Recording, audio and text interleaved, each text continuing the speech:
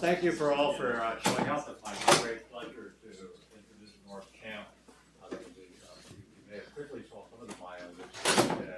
He was beginning 2012 to 2015 the head of the investment management division of the SEC. Investment management division is what we're talking a little bit in today, and those securities regulations and VA, where we had a chance to talk about the Janus case, mutual funds, and who gets regulated.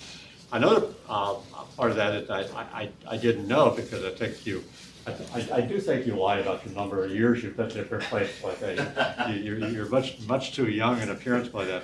But before that, went the law firm route, then the clerkship route, back to law firm route, and then worked in the fund industry for about 10 years, if I remember correctly. And then decided to go do some public service, which is something we all need to keep an eye on. And with the SEC, I read the book last night. Very fast reader. I read the book like that, and I wanted to say something that you and I haven't met, but I knew I was going to like you, because I think you have represented one of the great qualities that I'd like to see people have, and that is you go into an organization, you get on the book, and you see things that can be done better to make it a stronger organization, not to get in its way. And you persuaded people to be able to do that. You got allies. You wouldn't have gotten those allies if people didn't have trust in you. And I think that those are tremendous, tremendous qualities that we all want to have. Because regardless of where you're going to be, whether it's your kid's school or your church or the organization you work with or government, that this idea of leaving it better can be your best legacy. So, Norm, thank you for your legacy, but also thanks for taking time out of a very, very busy life to come down to Durham, North Carolina, and talk to us today. Sure, absolutely. Thanks so much for that really kind introduction. Chances to catch up on the book outside. We're doing the talk, we're doing the sale, we're doing the whole thing. So it's great to see everyone. Thanks for turning up for lunch. I've learned in book talks that food is a great way to get people to come to book talks. So I'm glad everyone has pizza. So as Jim said, I did make the decision actually in 2009 to join the U.S. Securities and Exchange Commission after being a partner in a hedge fund for 10 years. And so the book is really about what it's like to go from the private world of the hedge fund world to go to the government.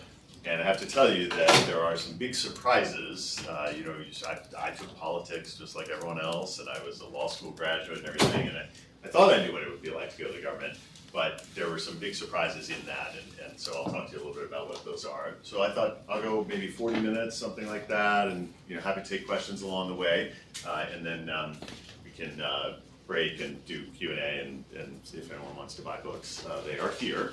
So maybe just first thing, I teach a class at Harvard Law School in investment management law every fall, so I'll be teaching that again this fall for I don't know how many times, maybe 7 or 8. It's been about 10 years since I started teaching it.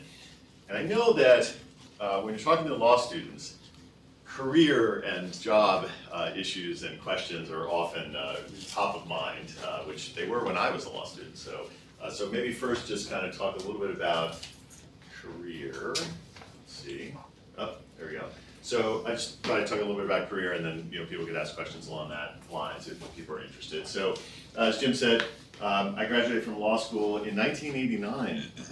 That dates me, and so that was only a couple years ago. Yeah, it's more than I like to think about. And I did clerk in the Southern District of New York for the Honorable Charles S. Tate Jr., Federal District Judge. And for everyone here who is a law student, I would definitely recommend clerking. Even if you're thinking about going to the corporate world, that being one of the few people in the room over the years who's actually seen lawsuits and seen how lawsuits play out, and actually then I litigated for a couple of years after I came back from clerking, and although I ultimately became a corporate lawyer and that's all I do, having a lot of litigation experience was very helpful in the corporate world. Like, wait, if we're going to do this, would we actually sue someone, or are we going to get sued? What's that going to look like? Turns out that's very valuable even in corporate practice. I spent most of my private practice time at Davis Polk, and I was saying to Jim, mostly as a mergers and acquisitions lawyer, but ultimately right at the end kind of turning into more of a funds person. I had represented a lot of funds, in transactions. And then ultimately I started forming some funds for Morgan Stanley. And that proved to be handy because in 1998, as I talk about in the book, we had our first child, and I wasn't sure that I could continue to be an M&A guy at Davis Polk and be a dad. So I decided maybe to look around, and I ended up going and joining a hedge fund, which was basically long-short equity, very plain vanilla, trying to pick the good stocks on the long side and short the bad stocks. And I was a partner there for 10 years, which was great fun, and in a lot of ways led to the government, just kind of thinking, as people think about careers and stuff. In this capacity, I got very involved in trade association efforts in Washington. So you have something like the hedge fund industry, it's not very well understood in Washington. There's a lot of opportunity to go down there and talk to Congress people and talk to various regulators and stuff. So I ended up spending a lot of time on the Hill and a lot of time with Ben Bernanke and Paulson and all the different people who were in that period in Washington. So that definitely was kind of sparking my interest in maybe going back to the government. I was spending a lot of time with people in the government. In addition, I opened offices for the company in London, Hong Kong, and the People's Republic of China, and so there you're dealing with regulators kind of all day long in those jurisdictions. And one thing in the fund business, it's not so much true in the United States. You can start a fund business here in the United States with a simple registration form. But in most other jurisdictions around the world, you have to get pre-approval from regulators to start a business. And in my law school class, we do a fair amount of comparative law stuff to kind of think about different systems around the world, because there are lots of different systems.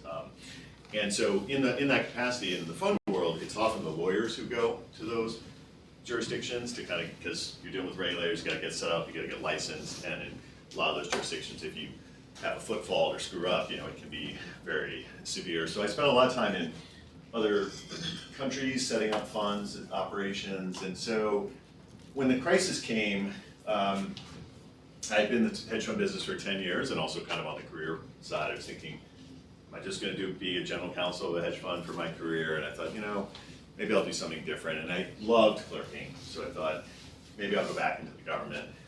And so in the spring of 2009, I had lunch with a friend of mine who was at the SEC in New York. And I said, Tom, I'm thinking maybe I'll go back to the government. I loved clerking, and it seems like there's going to be, we all knew in the spring of 2009, you knew there was going to be a statute about the crisis. There always is. And we didn't know it was going to be called Dodd-Frank, but we knew it was coming. So it was great because I said to Tom, maybe I'll come back to the government. He's like, perfect, I'm leaving, you can take my job. And sure enough, that lunch was in April of 2009. I know because we were both speaking at a conference and we went out to lunch. And it took 10 months, but I was sworn in the late January 2010. Went to the SEC, had two main roles. I was first deputy director of the exam program at the SEC, which, kind of for all of us and people who are interested in securities law and stuff, that was quite something because I was supervising examinations of kind of every possible participant in the securities market you can think of, not just broker-dealers and investment advisors, but national rating agencies, the credit rating agencies, securities exchanges, transfer agents. All these people I had no idea were registered with the SEC clearinghouses. So it was really a great view into the whole industry. And in fact, in my class, I spent the whole first day just trying to outline the entire ecosystem of all the entities that are in the financial system, because there are a lot of them out there, and some of them fly under the radar. So worked on the exam program for a bit, and as Jim said, we were fortunate, and I'll talk about, stop doing bio and get to some of the substance, but we were fortunate to kind of go there at a time that was post-crisis, so that was bad because my phone rang off the hook with people in Congress and the press and the chair's office and everything else and investigations, and so it was tough. On the flip side, I think we had a real moment to make change because after crises often come change. And we had a leader, Mary Shapiro, the chair of the SEC, who drove change and was willing to back us in change. And I'll talk a little bit about how we accomplished some of that stuff. So then Mary Shapiro had originally asked me to promise to stay for 3 years. I was the first partner of a hedge fund ever hired at the U.S. Securities and Exchange Commission. I think they thought I was going to arrive with like horns and a tail. I mean, I'm not. I think they were really scared. But Marion said, please stay 3 years. So I said, sure. But then she tricked me. At year 2.5, I'm thinking, as you'll see, I'm out of here because it's tough government service. And she's like, well, can't you? What about heading up the Division of Investment Management? I'm like, Mary. So in our field, like in the funds field, I mean that's the top federal regulator for the funds industry. So there's no way. I mean that probably comes around once, that chance. There's no way I'm going to turn it down. So I stayed 2.5 more years to head up investment management. I'll talk a little bit about the big policy issues we were working on. I mentioned I've been teaching, and 14 months ago I went back to private practice at Kirkland. I left the SEC in January of 15, took a year off to write the book and do some other stuff. Then I went back to practice in February of 16, and we have the largest funds group in the world. We have more than 200 lawyers doing funds, and I've got more than 25 lawyers working for me doing funds regulatory work. By far the biggest practice in the country, so we're having a great time delving into lots of fascinating funds issues. I'm going the wrong way. There we go. Just a quick fun facts about the SEC, give us a little context. About 4,000 people at the SEC, spread out in 12 offices around the country. Three-part mission, protecting investors, maintaining fair and orderly markets, and facilitating capital formation. SEC tends to kind of oscillate among those goals depending on the administration. So obviously in the last 8 years, investor protection was much more the clarion call. Not a whole lot about increasing capital formation or fair and orderly markets. I think in particular, as you see the chair nominee, Jay Clayton, who's partner at Sullivan & Cromwell, I'm expecting he will be confirmed by the Senate, not next week when the Senate's out, but probably the week after, so in May. And I think that you're going to see a big focus on this last part of the mission. So initial public offerings in the United States have been declining steadily over time, occasional blip, but they're going down. The average number of IPOs in the United States pre-2000 is almost double the average post-2000. So we've had a real decline in offerings here. That's really bad because the United States doesn't have, right, a ton of pillars of its economy. We got movies, software, right? Our financial markets are one of the pillars of the U.S. economy, right? Our markets are still the deepest and strongest in the world, and we want people to come here and raise capital. That's very good for our financial services industry, and also great for growth in the United States. So I think if you look at Jay Clayton's statements and the president's statements in nominating him, they are clearly determined to reverse that trend and try to make it easier for people to go public here. I expect them to focus very much on that piece of the mission. Jay Clayton is one nominee that the president has made to the commission. There are only 2 commissioners right now, so it's a 5-person commission. There are only 2, which is about, and that's a reflection of the dysfunction in our government. Ordinarily, we have 5, we only have 2. We have 1 Republican and 1 Democrat right at the moment. And they're ordinarily, where should I start? So the president has named an independent, Jay Clayton, to be the chair. So that'll hopefully give us 3. So we'll get back to actually being able to do something. Because right now, Mike Tivovar and Kara Stein have to agree on everything that happens. They were both Senate staffers, one on the Republican side, one on the Democrat side. They don't agree on a whole lot. So not a whole lot happening with the commission right now. Jay Clayton comes, appointed by the president, so we would have most likely 2 people on one side of the issue, 1 person on the other, so we should probably keep things moving. That's still going to leave us 2 short, and traditionally that would be, again, another Republican and Democrat, because under statute, only 3 people can be from the president's party, and so we need, typically what happens is you do 1 Democrat, 1 Republican for like a pair of vacancies like this, and I think that's what will happen. However, we've had some weird dynamics. So the President Obama, had nominated a Democrat and Republican for those 2 seats. In a very odd twist, and something that, again, kind of reflects where we are politically, Senate Democrats torpedoed the Democratic nominee from President Obama. Her name is Lisa Fairfax, professor at GWU in Washington. And her answers around certain political disclosure issues and things that Elizabeth Warren and Chuck Schumer cared about were not forceful enough, and so they put a hold on her nomination and on the Republican, but they didn't care about the Republican. But so those nominations expired at the end of last year, at the end of the Congress. So we have a situation where the president will get to name 2 more people in addition to the chair. Again, I think he will do 1 Democrat, 1 Republican. There is a story circulating among the press thinking that since Jay Clayton is an independent, what if the president nominated 2 more Republicans? Because the statute says no more than 3 from the president's party. I don't think that's going to happen, because I think that would just be one more salt in the wound of all the different fighting going on, but you just don't know, right? So let's say the president is going to get 3 nominees to the commission, and again, if he goes that other route, maybe 4. Anyone have any sense of how many people he gets to appoint to staff the United States Treasury? We know 1, Steve Mnuchin, the Treasury Secretary, but ballpark? So the president's going to get 3 here. 100. What do you think? 100? On the right direction. 100. What? 1? So you're both low. It's about 340. So the political appointments at Treasury and all the other executive departments go much farther down the organization. So when you see assistant secretaries, deputy assistant secretaries, and all these people, all those people are appointed by the president. I'm sure he doesn't, the president don't typically know all those people, but lists come across, and those people are all appointed by the president. What that means is that, the president calls over to Treasury and says, hey, we're going left instead of right. Treasury moves, right? You got everybody there who's been appointed by the president, right?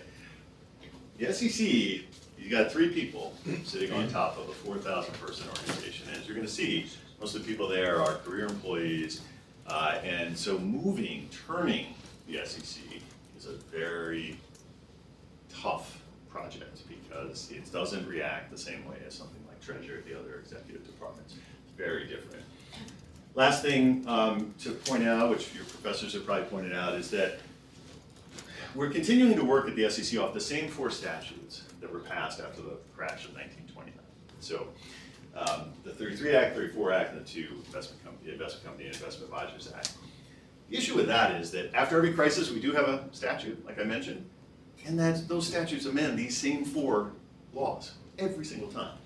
So we haven't done an update of these laws for 80 years, and they're showing their age. One of the reasons they're showing their age is a lot of places, they don't contemplate these newfangled things called computers. They still talk about paper records, and the statutes have not been updated effectively at all. And not only that, all these different amendments don't work together very well. I don't think it's going to happen, but if we could have some kind of timeout where we say, let's rethink these statutes and try to make them really work with the way the industry is today.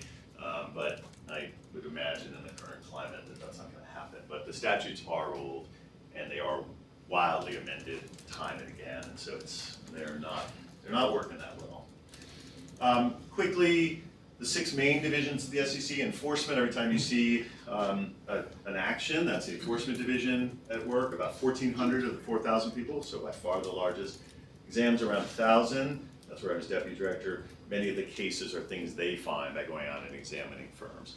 Then the policy divisions: investment management, trading and markets, which regulates broker-dealers, corp fin, public companies. Investment management is funds and investment advisors. Economic and risk analysis is a group that analyzes all the rules for the different divisions, makes sure that they pass some cost-benefit analysis that the SEC has agreed to and is also required to by statute. So I showed these 6 groups that report to the chair. We actually have at the SEC 26 people who report to the chair. Most management things would tell you 8 reports might be the max that you should have. Anyone know why the chair of the SEC has 26 reports?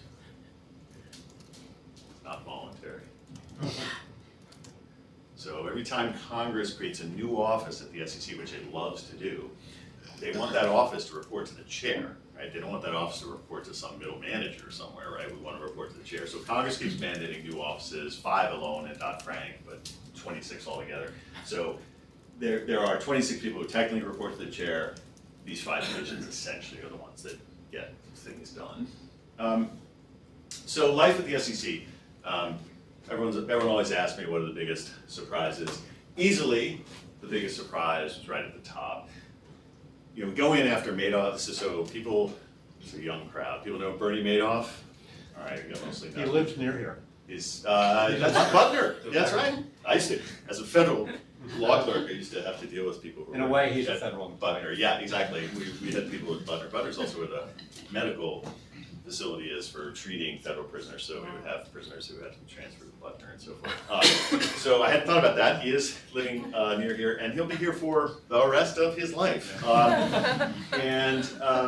So he came in after Madoff, and then Alan Stanford. People know who Alan Stanford was. He didn't get as much publicity as Madoff, but he was arrested about 2 months later. So we come in after the two big frauds of all time, and I'm expecting a lot of rules and regs and paper and bureaucracy and everything. And about my second week in, somebody says, "Well, how are we going to do this exam?" Some exam. I'm like, guys, I just walked in off the street. I mean, I have some ideas, but I'm not really, don't we have some guidance or some things that, no, we kind of know how to do things. So you find immediately that it's a tribal society, right? Things are passed on by oral tradition, people are trained, wild variations in how people do their jobs because there isn't really a set of policies and procedures. There are, in fairness, there's some modules about how to examine certain, discrete issues, but really no overarching piece about who reports to whom, what are we doing here, what's the mission, what are we trying to accomplish, right? Just kind of the basics for most businesses.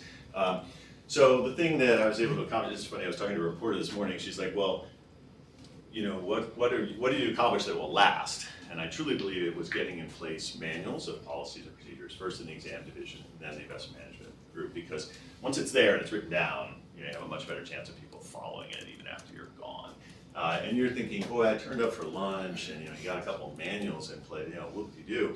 But it's not as bureaucratic as it sounds, because in the case of Madoff, 10 years before Madoff was arrested, the examiners who were examining him wrote a letter to the options exchange in New York and said, please send us Mr. Madoff's trading records. But they were busy, they drafted a letter, but they were busy, they didn't want to get the exam done, they were worried about getting too many records, so they never sent that letter to the options exchange. That letter is mailed, right? Investors avoid billions of dollars of losses, just like billions of the show. So it's serious business to have a manual that said, when you go out and visit a business, you got to make sure that it's real, somehow, some third party, you got to feel like it's not just Bernie Madoff spinning a tale to you. Right. Similarly, now in Stanford, the guy I mentioned in Texas, you should actually look him up on the web because in many ways he's more interesting than Madoff because he had this very flamboyant lifestyle and stuff. But Alan Stanford is running a very standard, what we call prime bank scheme. So I have a bank, and it's paying 12% interest. Now those banks you see here, they're advertising 1% interest. Don't worry about them. They don't. I've got a special bank that's paying 12% interest, and it's a bank, so it's super safe, right? And it's 12%, so classic Ponzi scheme, right? That's just a very common thing to do. His bank was in Antigua, a special arrangement, blah blah blah. He's just taking the money and stealing it. And he bought cricket teams and jets, and he was very high liver. So examiners examined him in 1997. What is that? 9 years before he was arrested, 10, no more, 10. And they write a report saying, this guy's running a Ponzi scheme. I mean, it's like, there are no 12% interest banking, or there were in the 70s, but there aren't now. And so they write a report saying this guy's running a Ponzi scheme. They try to get enforcement to investigate him. Well, it's Antigua, we don't know if we can get the documents. I mean, so they take a report saying this guy's running a Ponzi scheme, they put it in a file, right? And they go on about their jobs, right? And you're like, are you kidding me? And this was the guy who had like $200 million. He was arrested in Indiana for stealing $20 billion. So, not surprisingly, the manual says, you know what? If you think someone's committing fraud, you have to escalate that, So the local enforcement guy won't go along. You have to escalate that all the way to the chair if need be, right? I mean, it's fraud. So there are meaningful things in these policies and procedures to try to get the organization to operate in a much better way, a much more routinized way. I like to say there are no bad people, just bad processes and bad management, and the SEC suffered from that. Now, there were some management challenges that we had to face in trying to get change that you alluded to. And again, we had a moment there because it's hard to remember now, but the examiners who had examined Madoff, their photos were in the newspaper. They had, at one point, the New York Post took a photo of an examiner in front of her apartment and ran it in the Post. And so it was a crazy time. But some of the things you face in the government, minimal upside, right? Carrots, the carrots are in short supply. You can't, SEC and its public employees union have never been able to agree on a pay-for-performance system, similar to many public employee unions. And so basically everyone kind of gets the same raise, right? There are no meaningful reviews, everyone's kind of on pass-fail. And so upside is extremely limited. Downside is non-existent.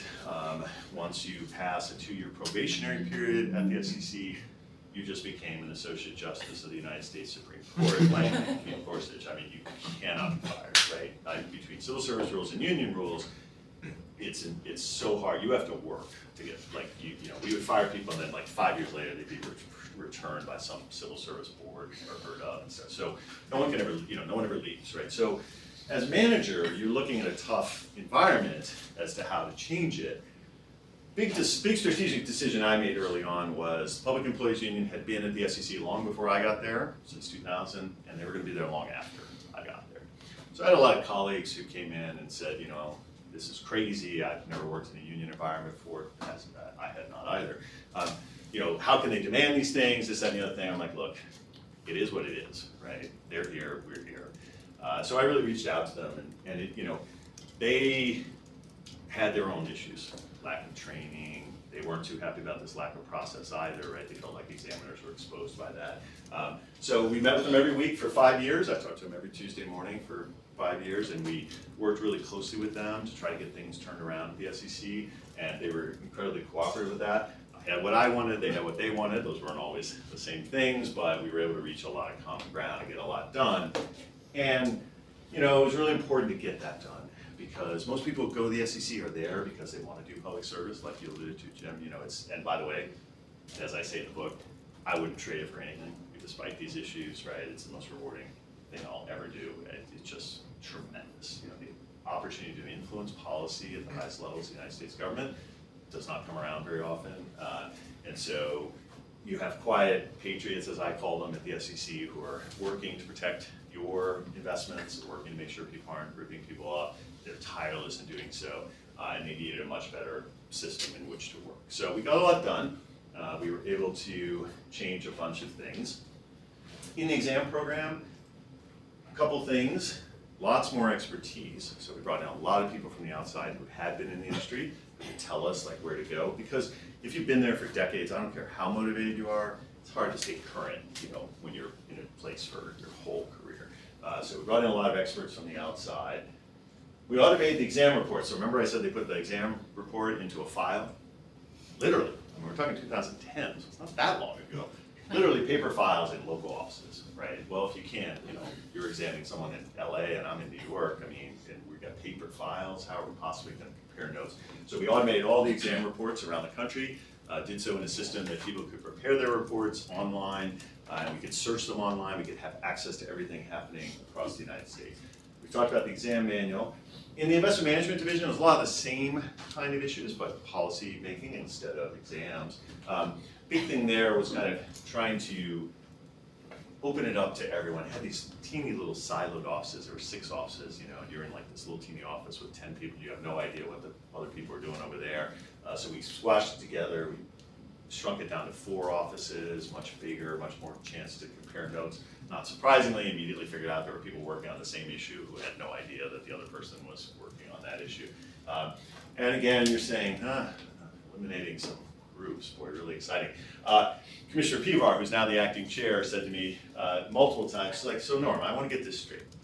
You eliminated some boxes on the organization chart in a government agency, and you're still alive. That just doesn't happen. Prioritizing rulemaking as well. One of the things that I talk about in the book that's a little concerning is, and it's related to kind of evidence-based rulemaking, and I don't know how much you all talk about rulemaking and policy making, but unfortunately, a lot of times rulemaking kind of comes down, and policy making comes down to kind of people's personal views and what sounds good, and I remember in politics they had sort of the box, and all the inputs went in the box, and something came out, and it's not that organized. And so one of the things we really tried to do was rank the different policy items and rulemaking. You know, why would we do this? What would the impact be?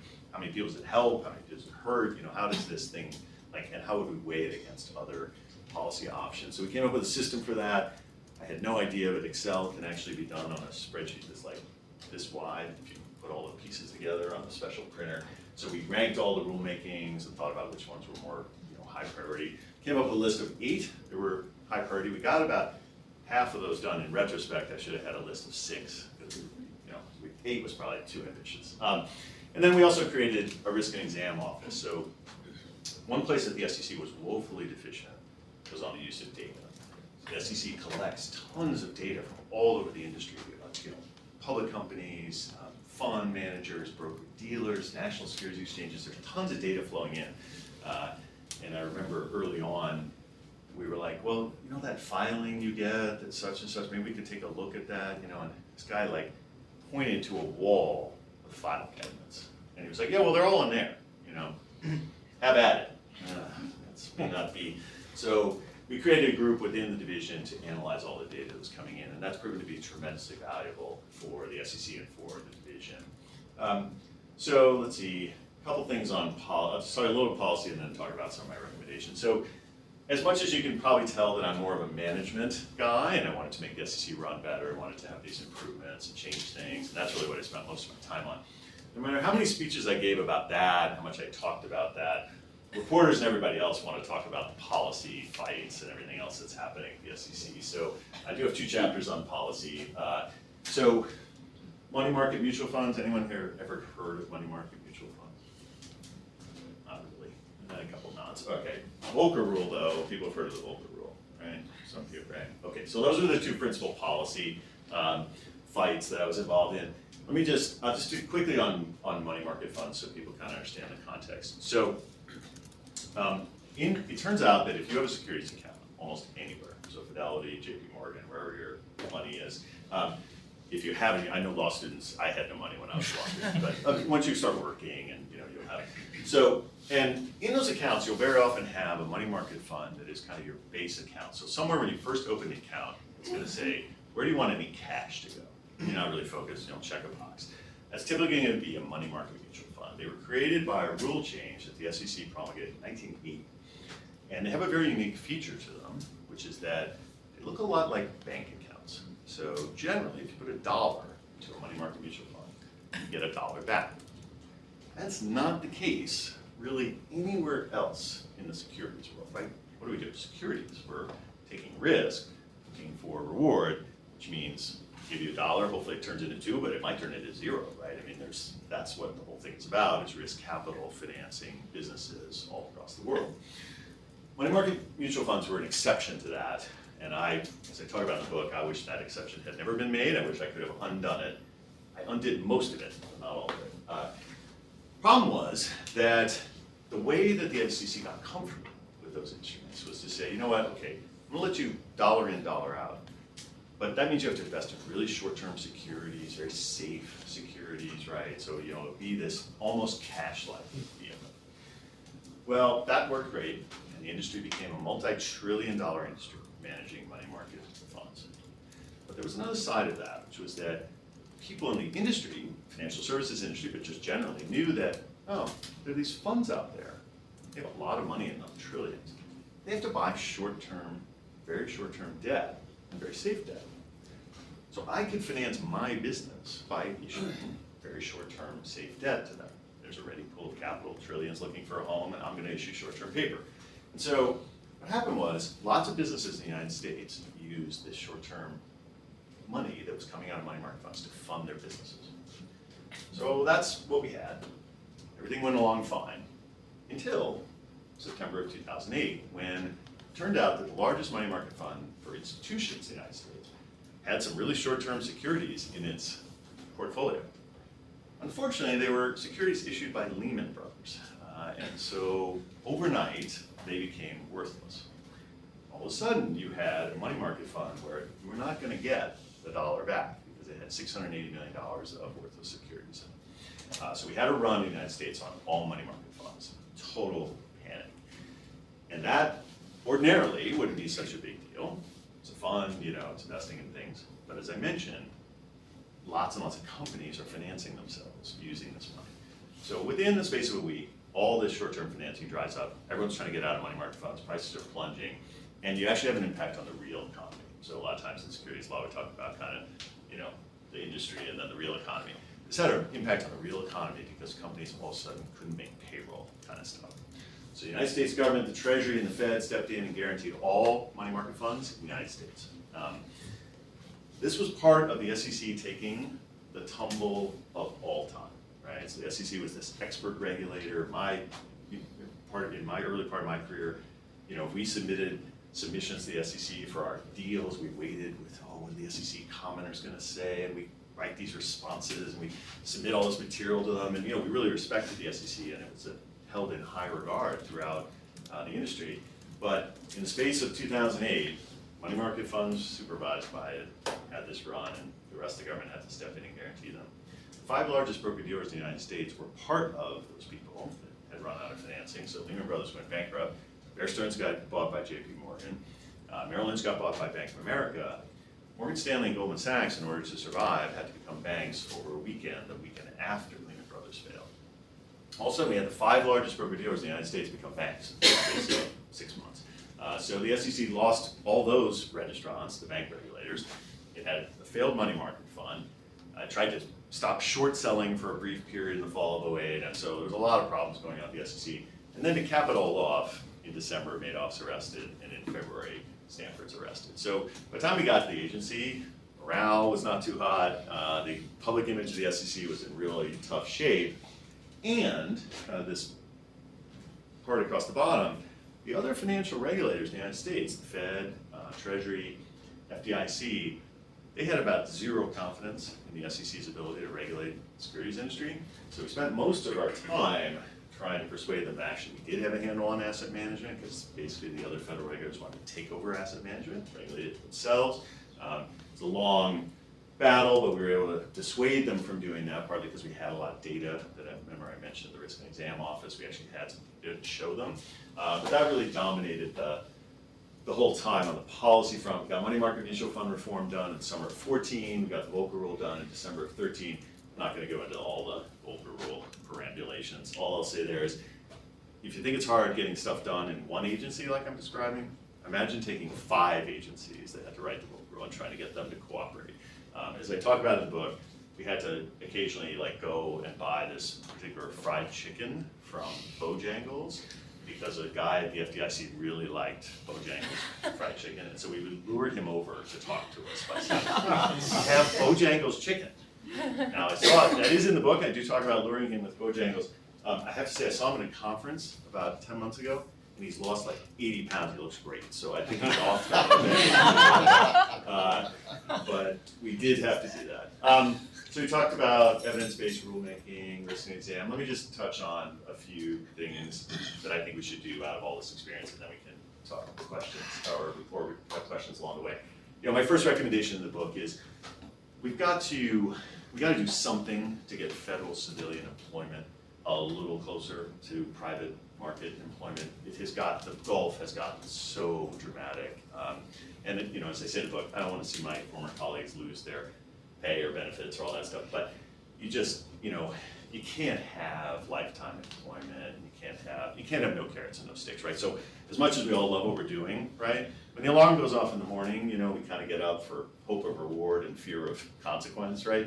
If you take those things away, you hit the snooze button, right? And so it's just a tough environment. I'd like to see a little, bit of a move back to where, in fact, people can be fired and that kind of stuff. So there's been some talk of potentially a commission to be formed by the government. They've got a lot to do, so I don't know if that's going to happen, but I'd love to see that happen. Evidence-based rulemaking, as I mentioned, you've got all these rule proposals lying around. What's one to work on? How do we do it? One of the things the SEC committed to was to really do economic analysis of the rulemakings, figure out what they might do, what's the problem, how might we address that, what's the impact going to be of the rule. I'd like to see the rest of the government, like the Fed, doesn't have to do any of that. The Fed sends an email around, we're going to do this, governors say yes, that's it. There's no analysis, no nothing. I'd like to see that spread across the government. Prime example on this one, prior to the 2008 crisis, the United States government spent all of its time trying to get people to buy houses, right? Home ownership was a good idea. We all want to own homes. Low rates, guaranteed mortgages, you know, ultimately securitization of mortgages. Let's get everyone to buy a house. Sounds great, right? Owning a house. If you talk to the people who were foreclosed on in 2009 and 2010, right, I don't think they would report much, you know, benefit from the home ownership experience. Nonetheless, so after the crisis, government upped the down payment for a mortgage, guaranteed mortgage in the United States to 20% of the home's value. That's seems like a pretty sensible policy response. 6 years later, the Obama administration cut that minimum down payment back to 3%, right? And you just, when that happened, it just crystallized it as far as, right, we know what's gonna happen if we have very thin down payment mortgages. We went through that once before, right? And yet we couldn't stop it, you know, the government couldn't stop itself from doing that again. So I'd like to see much more commitment to evidence-based policymaking.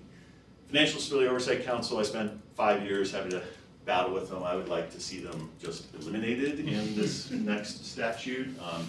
You know, and actually, I don't know if people are following some of the, you know, they put out this point-by-point thing yesterday from Henseling's committee of what they might do. I was very interested to see that one of the items there is a little opaque unless you know exactly what's going on. So they have an item there, no more settlements that direct money to non-victims, right? The reason that is there is because FSOC, Financial Stability Oversight Council, goes around and starts designating banks as systemically significant and insurance companies. What happens to those banks the minute they get designated? They pony up massive settlements to the government. I mean, they come saying you're going to get enhanced regulation, now they're all over you, you settle, right? They all pony up tons of money, hundreds of millions of dollars of which went to community organizers like the types that the president had worked for, you know, local these groups, so much so that they're now all fighting each other still over the proceeds of those settlements. Nothing for the victims, right? So that's why that provision is in there about only settlements going to victims. I thought it was fascinating that they had that in there. If we can't get FSOC eliminated, I'd like to see it take away the designation power, right?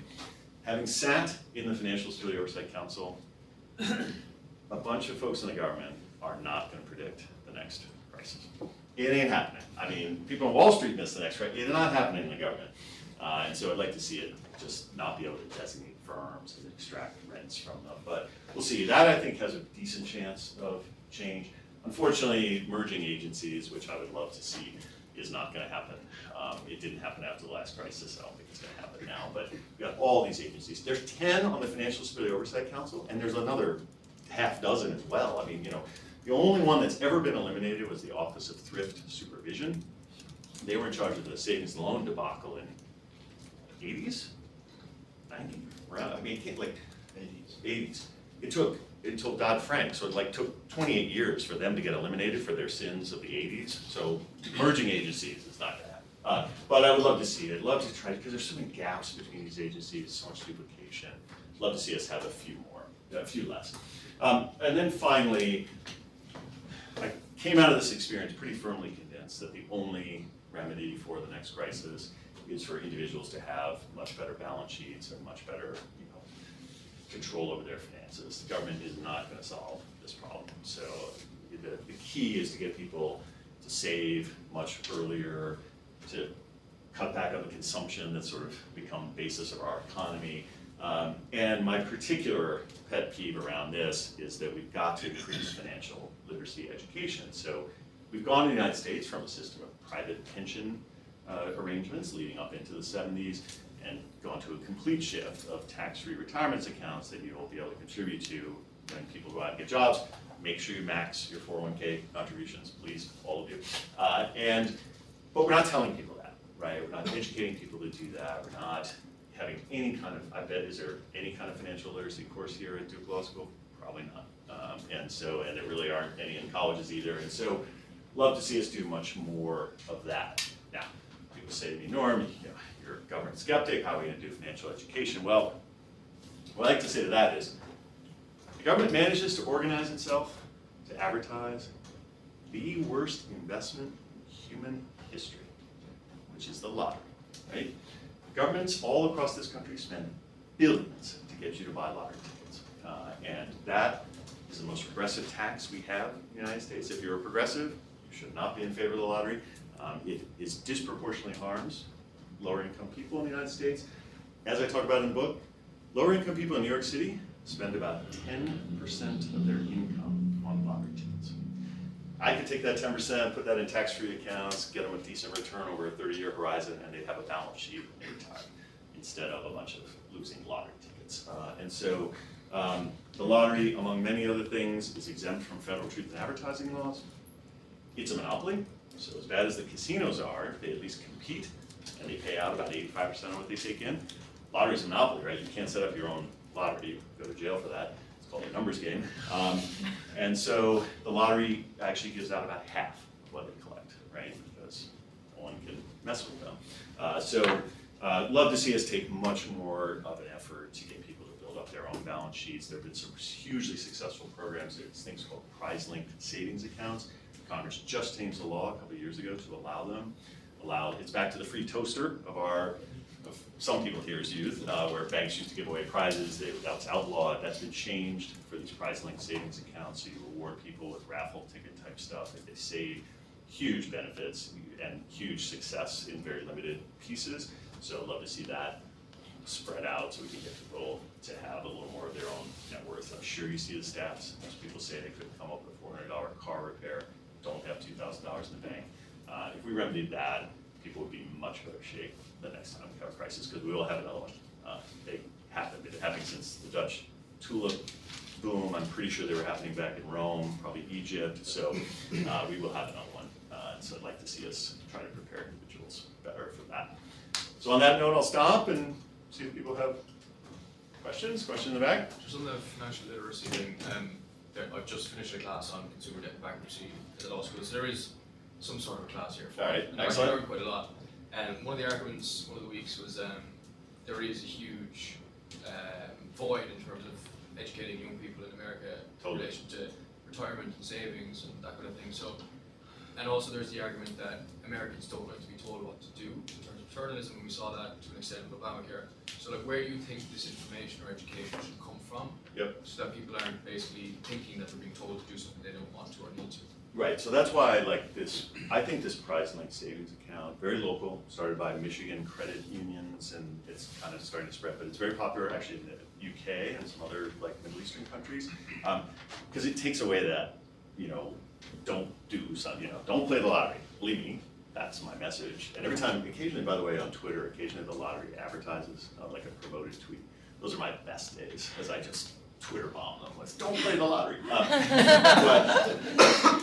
that's not gonna work, because like I said, people don't like to be, it doesn't work. And that's why this prize link thing I think is great, because you put in, each $25 you put in, you get like a, one chance or whatever, and then they give away prizes, and it's not coming out of your account, it's just the banks do it, right, to get the capital. So it avoids the kind of, it acknowledges the hope that people, that's what they see in the lottery, right, they see the hope.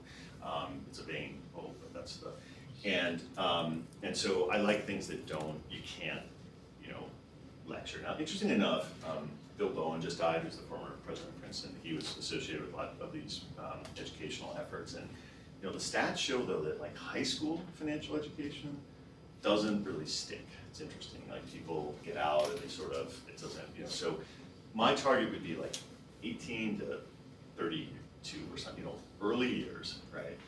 Try to use things like social media, use things to get that word out earlier, as opposed to, so because the high school thing doesn't appear to work, it would be better if we had, college, grad school, but actually, generally those aren't the people who need it as much.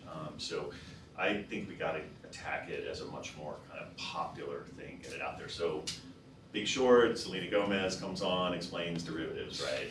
If we could get her to come out and maybe do some things. In fairness, the Ad Council has been doing this campaign. They have it on a few bus stops in New York, and it says, "Be the rich, eccentric relative you never had."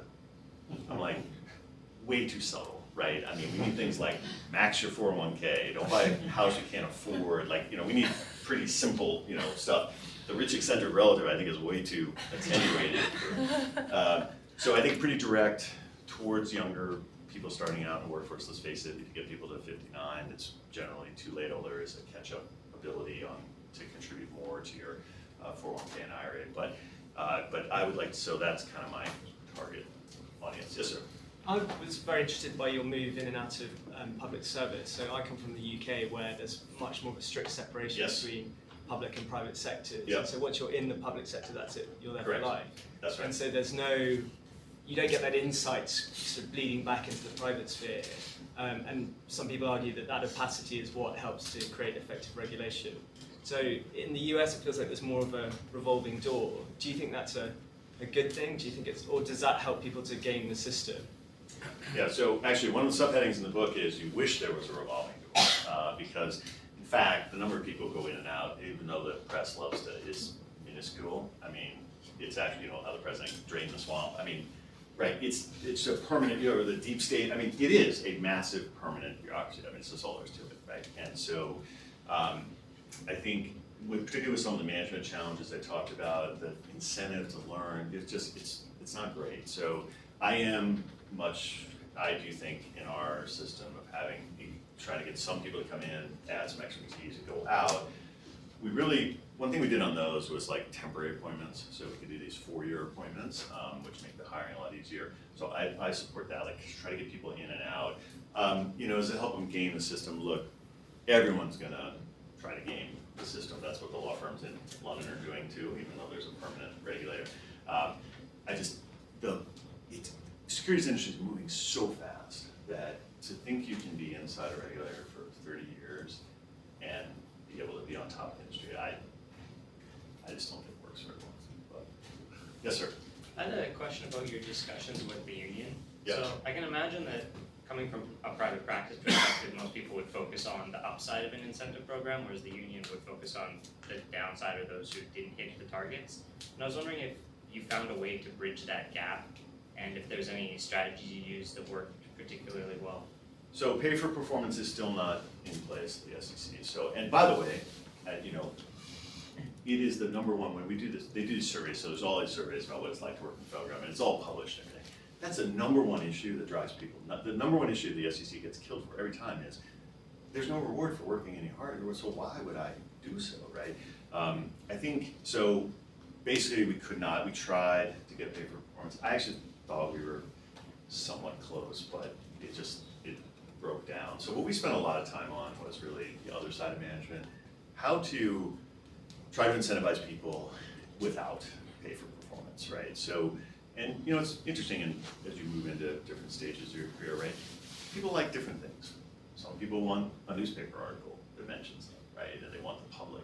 Some people are deathly afraid of being mentioned publicly, right? And they want, a certificate or award or something. So we did all kinds of award programs, and we tried to do things to reward, like people who did want recognition, we tried to do it earlier. So we really focused on those strategies to try to incentivize people, because pay for performance has not come. And I mean, look at teachers unions, right? I mean, they've effectively blocked that, or at least where I live in New York. And so I'm afraid that that's going to remain blocked, so which is tough. Yes, sir.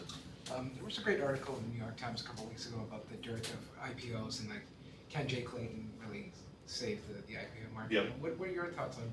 Is it just like there's institutional investors just want bigger offerings, or the flip side, there's too much private money, or the Jobs Act didn't work, and what's the solution? Or is there? It is, so like a lot of it's a knotty problem. There are a lot of different pieces to it. You touched on several. Allowing companies to have 2,000 holders and not register has been a big deal. That went from 500 to 2,000 in the Jobs Act. That alone is, Uber and some of these people are able to stay private much longer. So that's a huge factor. I do think one place they can move the needle is what I call kind of the political disclosure. So Dodd-Frank had all this disclosure obligations to public companies that had nothing to do with the crisis, had nothing to do with shareholder value, had everything to do with politics, right? So payment for extractive resources, companies have to say if they're buying oil and gas rights. It's great, but so that's already been struck down by the Congressional Review Act, so they got that one off to the side. Congo, the conflict minerals, only there I got the Washington Post, so generally a Washington Post not on my side, but even the Washington Post has said that the conflict minerals rule was a human disaster, right? So just stepping back, it said that if you're a public company, you have to report if you buy anything from a conflict jurisdiction, a place with a civil war. That was basically the Congo. So in the classic law of unintended consequences that I'm sure you've heard about, Public companies did not suddenly write, oh yes, I get this, that, and the other from the Congo. They said, I'm never buying anything from the Congo again, right? The few operating mines in the Congo closed. Civil War got worse. People who used to work in the mines went and fought, I mean, because you got to do something. And so even the Washington Post said, complete disaster, right? So I'm confident that will go away. Pay ratio, any of us want to publish the ratio of our pay to the average person in the company? Again, nothing to do with shareholder value, but a way to name and shame. Already in Portland, I think it's Portland, they proposed an extra tax if your pay ratio is too high, right? I mean, these things are just political moves. So I think they will get rid of all that stuff. Every single one of those, I'm sure they've already got a list lining those up. Now, does that move the needle? You know, you got other problems too. It's very expensive here to go public. We charge some of the highest fees for that. So, you know, there are many different factors. But I do think, look at even the sort of jobs, commitments to stay in the United States that have come since the president got sworn in, right? None of those are based on actual policy changes, right? They're based on someone cheerleading for jobs, and they're based on people trying to get positive reinforcement. I think it's gonna be the same on the IPO stuff. If you're out there saying we want IPOs, you're positive, you're right, that was not the attitude in the last 8 years. I think they can turn it. Can they turn it all the way back? I don't know. They've got competition. Hong Kong, London, Shanghai, I mean, it's a different world. But remember, I talk about this in the book, our markets are still the envy of the world. Non-US governments would fly us all around the world. I went to Abu Dhabi, Saudi, Hong Kong. Non-US governments fly SEC personnel around the world, all expenses paid, to talk about market reg and talk about how to set up markets. And the Saudis, you know, just opened their markets and are now going to offer Saudi Aramco. And so, you know, our markets are, people want what we have in markets. We just got to make sure we retain what we have. We've been pretty hostile to markets. So maybe take one last one. Yep, We're why not not? coming up. Yep, yes, ma'am. Thank you very much for coming to talk today. Sure. One last question. So to the extent that capture is a concern, industry capture is a Yes. concern at Yep. the SEC, what would be a way for the agency to prevent that? So question, industry capture. You know, it's an interesting question because you're there and you're trying to get information. Remember I was talking about prioritizing rulemaking and all that, right? And, you know, that information mostly comes from the industry. That's one of the reasons we were trying to improve our own data analytics so that we weren't dependent. Because I found in the early rulemakings, it's like, we get people to come, you know, bring us data. I'm like, why don't we get some of our own data and kind of see? So I think I'm a huge believer in data. I got a whole chapter of data. And it's not as dry as it sounds. It's actually about a lot of the tech problems at the SEC, including that when I first got there and started working on policy, my computer would crash routinely. I was like, what is going on? Turns out that the SEC releases, rule releases, which are usually like 800 pages, when they would hit my computer, that was more than it could handle, so it would crash.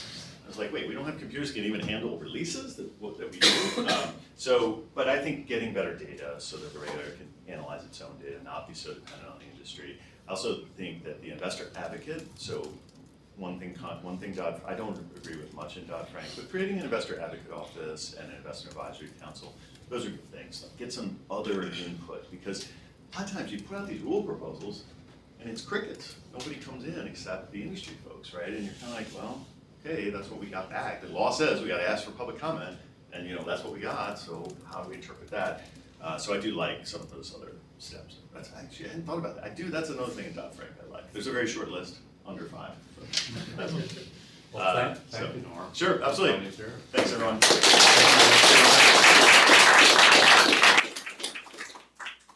Yes. Hang around Thank and you. ask questions. Well, I'll be